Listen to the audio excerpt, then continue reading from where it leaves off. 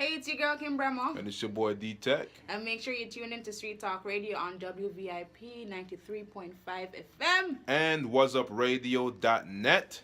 We have interviews every week, and this week we're interviewing on Street Talk Radio. It's all about what's happening in the streets, so make sure you tune in 2 a.m. Don't miss it. Keep it live. Casting on WhazzupRadio.net. It's your girl Queen Bremmer, and I think D-teck is here. I don't know how many of them followed today. If it's 1 or 2 or 3, you know, painting walk. I don't know what is happening over there. Look here. Look, stop it. Stop We are what? trying some. We are 3 people. Should we just eat one plate of rich fried We just chicken? eat up in here. Okay. Yeah, we just had rich fried chicken, and you know, so that's customary every week. We get our top up our fried chicken and rice and peas. Me don't take to the bad mind. It's rampant. It's evident because they are really trying to get me out of shape with this fried chicken. And it's this working. rice peas And it's working. Oh, shut. Put the shut to the up. Big up to Rich Caribbean Taste. You know where to find them. Of course. And we cannot do big ups and not big up everybody in the studio this morning. As you know, we have a jam-packed studio every morning, and it's almost as though it is 2 p.m. and not 2 a.m. Them don't know the time, we don't know the time either, and we just come and make up this bag of noise in your eardrum on what is Thursday morning or Wednesday morning? It's a Thursday morning. Oh my gosh, it is 2 p.m. People wake up. Oh my gosh, my cousins are here, Blair and Jamari. Jamari's been calling me the radio forever, and he's now here in the studio witnessing the greatness that we go on with every week. And Anya is here catching everything. You know, say Anya step up because I don't see her with the camera. Exclusive, what you doing here? Why did you come in here? Why did you come in here though? Your mic is off, I can't hear you. Version there, the tattoo artist, big bad videographer, everybody there in the place. Oh my gosh, we have a super talented artist in studio today. And his name is Iamtylezmusic, Jamaican born, and he's a recording artist and producer. And he's promoting his latest single, It's a Pity, and upcoming projects, as well as a new album. And here's something that we're going to talk about later on in the show. And I'm going to dub this one Back to My Roots. So we're going to get into it with him later on. You know that it's all about the street hype newspaper. Once you hear my voice, and we'll be touching on some international news, some entertainment news and legal affairs this episode. And I have to switch over real quick. Now, I see a story in the newspaper, and this is international news now. Oh my gosh, Emily is here, or Songbird is here and such. Came back from DR, huh? Oh Looking my all gosh, tender. oh my gosh. But I'm going to need Styles to join in with me on this discussion now. So Styles there, I am Styles, and listen, I don't know, I'm excited about this interview and how this interview will play out. I don't know, are you excited, sir? No, I'm excited. Now, when I get someone to hear something there. Oh yes, of course, it's Yeah, right there. Kimmy. Oh my God, I did not steal it. Jamari's like, Kimmy, give him the headphone, baby, so he can hear his levels. Oh my gosh, so in the international news, you have former Bahamas minister charged with extortion and bribery. And former Bahamas Minister of the Environment, Kendrick Dorset, was charged in a magistrate's court on Thursday with extorting $120,000 from Jonathan Ash. Dorset was also charged with accepting bribes in the same amount. He was charged with 4 counts of extortion, 4 counts of bribery, and 1 count of misconduct in public office. It is alleged that Dorset committed these crimes between March 1 and May 9. Before the charges were read, the former minister sat in court with his eyes closed and his hands folded. He pleaded not guilty to all charges and was remanded to prison. Dorset's attorney, Wayne Monroe, intended to apply to the Supreme Court for bail on Thursday. Dorset's wife, Tamila, was among those in court. The case was adjourned to August 31st, republished with permission of the Nassau Guardian. And now this crime was committed in March. Give me some Lowe and span the music there. This crime was committed in March, and it is now was it July, and he already has been convicted. Now this is something you don't normally see in Jamaica. If a politician is to ever be charged with a crime, we are looking for a good 2-year drawn out thing till we have to get to it happen. And it's like, wait, what happened with that there? And it's really good to see when persons who to some extent care above the law are punished for their actions, and this one is on bribery and mismanagement of funds. And them submit some serious allegations, and I think more often our politicians and those set to govern, those set to be the rule guides should be held accountable. And transparency is key, and I think that's the breakdown in our government, in our political parties across the board. And we love when we see them thing. Right. When I do the crime, I feel the time, pay the fine, whatever it is, that needs to go on.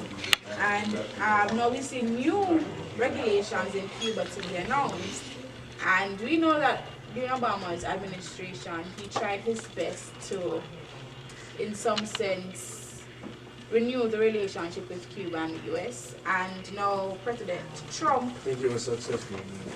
and I think it's going to be reversed right now because Trump signed a presidential memorandum of national security on the strengthening of US policy towards Cuba. The document restricts travel to Cuba, creating bureaucratic barriers and the elimination of individual travel. So now is a more serious thing where citizens are now going to be prohibited from traveling. And so we've gone back again, says that we take 10 steps forward and Donald. That's all I'm have to say. I don't know, Donald. Rasta. I really don't know what to say about this one. Yeah. I don't know, like, it's like through time, US has been seen as a kind of bully to other countries and stuff, but I don't know, I feel that we're going in the right direction with how we're dealing with the situation. And to me, what is kind of disheartening, I always find, is that once we have one political party in power and another comes in, it's like we don't try to build, we try to just relinquish what was done, get away with Because it. everybody's trying to prove a point. Yeah. Everybody's trying to show their own work, you know what I'm saying? But I'm like, Same thing. yeah, same thing. Like it annoys me. If you're working on something and it's working, Well, then why not just the advance on opposition it? might not think it's right. And that's why they have to restart. Have You know, mercy. everybody So- have their own agenda. You know what I'm saying? And that is the problem. I think we're too focused on us, as in us the politicians, and not what is best for the people. Well, that's politics for you. Yeah. You know, And that's why I have to keep politi- on. Politicians don't only care about themselves. And as fat as them pocket can get them good. I'm alright, man. Don't worry about the people, you know what I'm saying?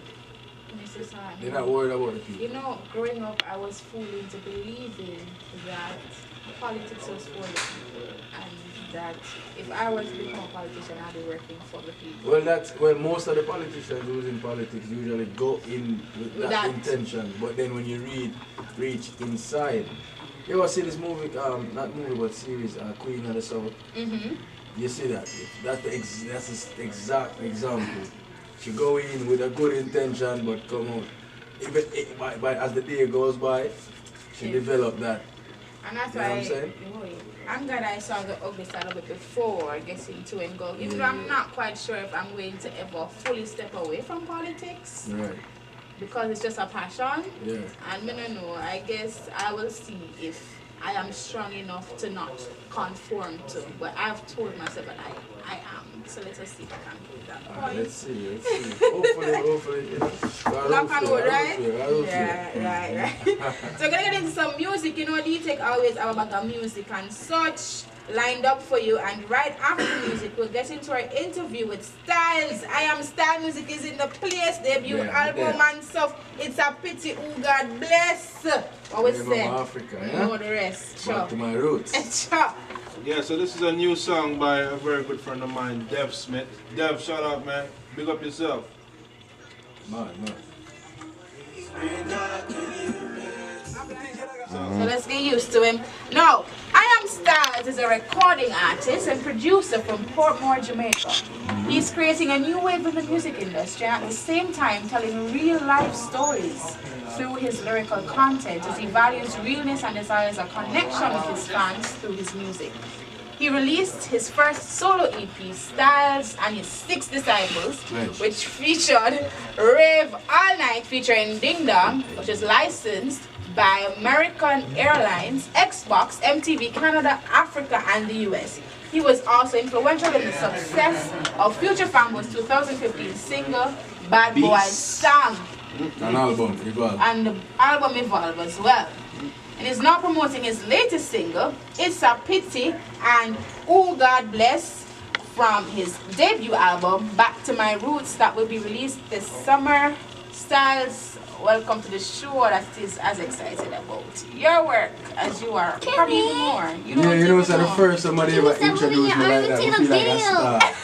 I feel like a star. Once I feel like a star. Feel like a star. You You know what I'm saying? Feel like a star. Thank you. You've come in here like you must feel like you are a star. If you ever see how the man transform the studio with his pull-out banners and stuff. We have like 3 pull-out banners or 4 or 5 or so pull-out banners. We have in studio retractable banners. Yeah. A pull-out me from Pull out. pull-out banners. Oh my gosh. But tell me, why did you choose music? I didn't choose music. You know what I mean? Music is just. I'm gonna want to say. I think me saying music chose me is cliche. Music. I'm just music. You know what I mean? I didn't choose it. I just had to do it. Never have no other choice. I would never be a lawyer. I would never be a doctor. I not have the capability of doing these things. So music was me. That's it. I am music, and music is me. When you look at the journey that you've taken in your career, we noticed at one point you stopped to focus more on producing, being behind the scenes. What influenced this decision? Oh Jesus, my wife is true. My wife is true, no lie. Me no lie. Side the scene. Why did you make this decision? It was more of a strategy. Oh, you finished. And why have you decided now to come back to the scene as a recording artist? Well, I never. Hold on, D-teck, I can turn on the music. Yeah. I didn't think, like, just say, yo, I want to stick to producing. It was more of a strategic move as an artist, because when I was doing my artist thing, I didn't have the connections to get into places like this, like a radio station, or, you know. So I was like, you know what, if we can find an artist that's already there, like out there, have the connections, but is in need of comeback, and sign them and show people that, yo, we can just use the sauce that I have and sprinkle it on a dancehall artist and bring it to the forefront, I'll get more respect in the industry, per se. And then once I get the respect in the industry, it will be much easier for me to reintroduce myself back as an artist. So it was more of a strategic move. And then being a new wave of dancehall, that's what I wanted to do, because dancehall, and not in general, people are followers. 90% of people are followers. So sometimes you can preach all day, yo, you need to do this, but when they see you do it, it's easier for people to follow, you know what I mean? So I was like, you know what, let me take from my career, I'm going to transform him, turn him into the Rick Ross of dancehall, the image, the look, the sound, and then we created a whole new trend, a whole new wave, and people just start, dancehall just start follow. Because, like, we'll give you a perfect example. If you notice, dancehall artists right now, not even just dancehall artists, but artists in general right now start to use their fans to promote their music. We were the first ones. Fambo's team was the first ones to like literally engage with their audience and say, yo, sing my song and I'll repost every one of my fans' video and have a competition. And from that it created a whole wave. And no, that's the norm for artists. It started to get played though, no. Yeah. But, you know, that was like 2 years ago, so you know what I mean, it was way ahead of the curve. But that's the main reason why you took that road. It was a strategic. Which is, listen, you're strategic in everything you do, because even his bio, guys, listen, I have read so many bios and Yeah. for so many artists, business people. My own bio. You all make me know some need to do some work on that too. His whole package, the way he packages his thing, the way he package, him have the flyer them set, ready to put down. Him have everything High set. quality. And it's not no like you can't just feel like him just sit down and him just say, oh, me just put something on paper. You can say this is well thought out. From the statistics you provide, if I am looking for an artist to invest in, a company to invest in, I don't need to go anywhere else and try to find anything else about it because everything is right here.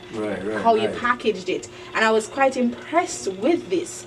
And I don't even have to ask you why. You're creating a new wave, and the new wave entails everything. Well, I am the new wave. Yeah, you are the new wave. You are the new wave. And from your appearance to how you look on paper, that's important, how we understand this. And we know you grew up in Portmore.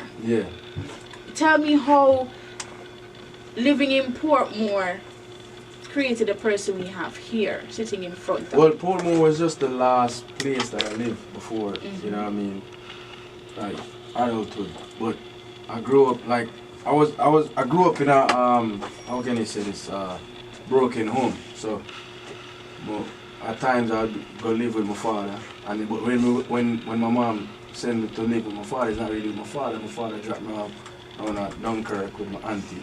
And then from there, they dropped me off to Rollington Town, then from there to Grand Spence. So I'm all over the place.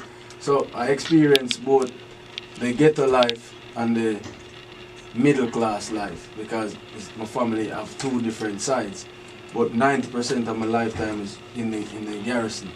So with that being said, Portmore was like 45 years of my life. It wasn't the entire, you know what I mean? So it was just like all over Kingston growing up. So I didn't have one particular city or place that influenced who I am today. You know what I mean? It was different. Yeah, that's why, and that's why my name fit me so much. That helped like mold me into who I am as an artist, even as a person. You know what I mean? Because we see so much, do so much, and been through so much. You know what I mean? Yeah. What's your biggest challenge as an artist? What would you say is your biggest challenge? Me. Explain this to me, please. Being a perfectionist, it can be very, very, very tedious. I can relate. You can never get it right. You can never. You just have to settle. So when like say for example this poster right here, to me it's not done. But my designer, I'm like, man, you tripping, man. You tripping. You know, I'm like, all right, whatever. And then you know what I mean. So it's me. I'm the biggest challenge when it comes to that. I was not expecting that response at all.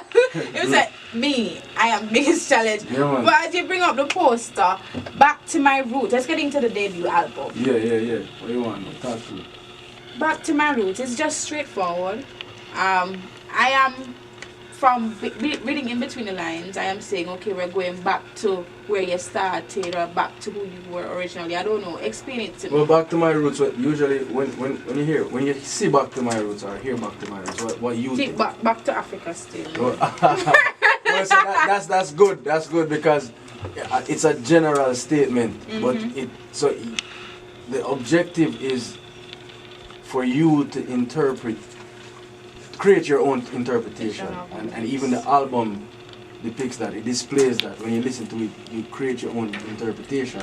So for me, Back to My Roots is not going back to my culture because I never leave it. It's just me basically revisiting my childhood, my present, and introducing it to what is to come. So me is just going back and say, you know what, I need to introduce people to me, Styles, because I was in a group a few years ago and they never experienced Styles because, excuse me, the person that I was in the group with, him come from uptown, so him can't relate to where me come from, as me come from the garrison. So we couldn't create any kind of music that was relatable to people other than just fun music, party music. So this banding, I make a promise to myself, say, yo, I need to let people know who I am, and this way people will be more relatable. They will relate to me more. So when I release music, it's not just about, oh damn, the song bad, and then 2 weeks later the song disappear. It's about, all right, I'm not listening to this song, I'm falling in love with this song. You know what I mean? Because if you fall in love with me right now, Kimmy, only me can break your heart, right? If you fall out of love with me. So I wanted to fall in love with my music. So the content, once you fall in love with my music, only the music can make you fall out of love. Because you can fall out of love with an artist, you know, where you still love the artist's song. Yep, that's true. That's true. So once I get that, get you to fall in love with the music, and it's a wrap. And that's what Back to My Roots did. I had to keep it real and make people know, say, yo, don't watch the Instagram. The Instagram is just presentation for appeal to Fortune 500 companies. Yo, bring your money, come. Yeah. You know what I mean? But this is me. This is Styles. That's just a regular youth.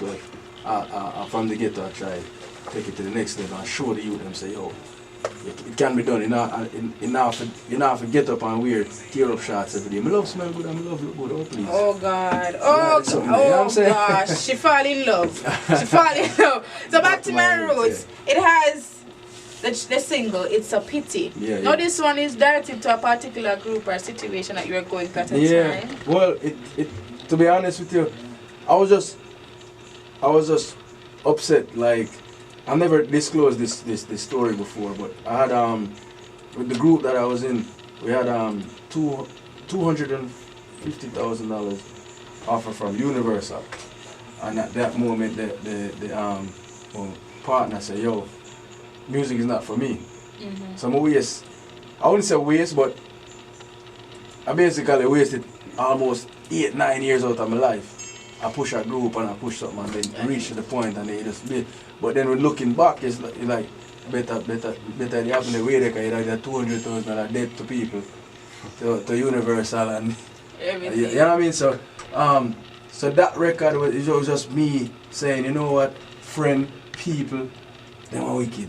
You know what I mean? So that's what that inspiration came from. But it was more so, I took it from, I didn't sit and write it. I was going on the studio and just let the emotions express. You know what I mean? And that's what came. So it was definitely inspired by real, you know.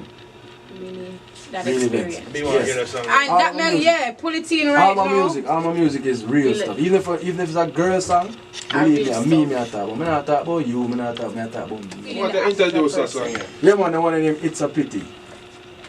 Check it out.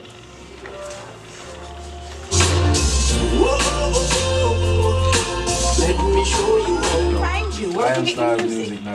IamtylezMusic. I know you have to remember that the styles is seeds. So please, when you're typing, Iamtylezmusic, and I feel like even if you type with the S, it can pop up because I know people when they Google them and just pop up. Yeah. Hopefully we think hot enough. I'm just kidding. Oh my God. But the thing is that with me and my team, we sat down and we were like, yo, the way people consume music now, we have to, the marketing strategy behind this, we have to be very strategic of how we release this project. And I was like, we decided to direct everyone to the website. Okay. So they have the option to stream, download, whichever way you consume music. That's there. So it's Styles Music. Iamtylezmusic. And that's Back to My Roots. Get it and don't play with me. Street Talk Radio on WVIP 93.5 FM. Speaking with Iamstylezmusic, recording artist, debut album out. D-teck. Yeah. What's up? Tick a liquor. Talk a lot. That way on up on the Queen Bremmer. Make sure you tune in for another episode of Radio on WVIP 93.5 FM. She didn't even sweat it. When you went over, that would have been like how much? Like 2,500? It's like she knows. For another episode of Street Talk Radio on WVIP 93.5